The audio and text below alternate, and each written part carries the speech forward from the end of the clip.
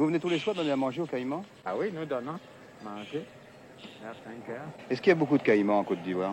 Non, il n'y a pas de caïmans d'ailleurs en Afrique. Ce sont des crocodiles. Des crocodiles, oui. Ouais. Il y en a beaucoup en Côte d'Ivoire? Ah oui, dans nos fleuves, il y en a beaucoup. Ah, il est là. Est-ce que c'est très méchant si je Non, tombais non. dans l'eau, est-ce qu'il me mangerait? Non. Parce qu'il n'a pas faim. Les animaux sont moins méchants que les hommes.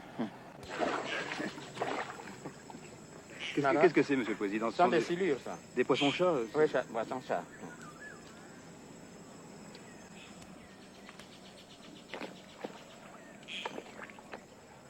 Voilà mes poissons petits.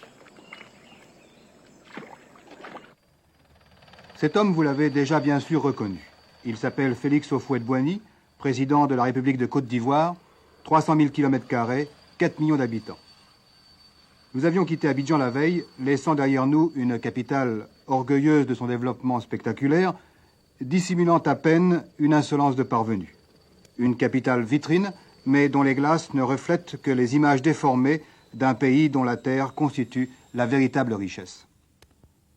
Et si la Côte d'Ivoire a vu doubler son revenu national depuis l'indépendance, elle le doit à ses paysans et d'abord à celui qui se dit le premier d'entre eux, Félix Houphouët-Boigny, réélu triomphalement le 7 novembre à la tête de l'État, et cela à une majorité écrasante. Or, le président ivoirien a d'abord été un homme d'État français. En 1956, ministre délégué dans le cabinet Guy Mollet, il est en 1957 dans celui de M. Bourgès-Monouri. En 1958, il est ministre de la Santé dans le gouvernement Félix Gaillard, ministre d'État dans les cabinets Flimelin, De Gaulle et Debré.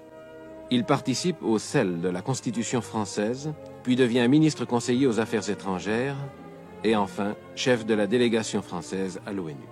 Sa carrière française s'arrête là. Il est devenu depuis Premier ministre, puis président de la Côte d'Ivoire. Et il fait en France, à ce titre, une visite officielle en juin 1961.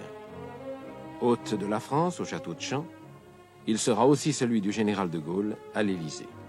Voilà donc l'homme qui a fait de son pays un véritable État pilote au cœur d'une Afrique qui se cherche encore. Faut-il parler d'un miracle ivoirien? Le président Houphouët-Boigny s'en est défendu en acceptant de se livrer pour la première fois aux caméras de la télévision à Yamoussoukro, son village natal.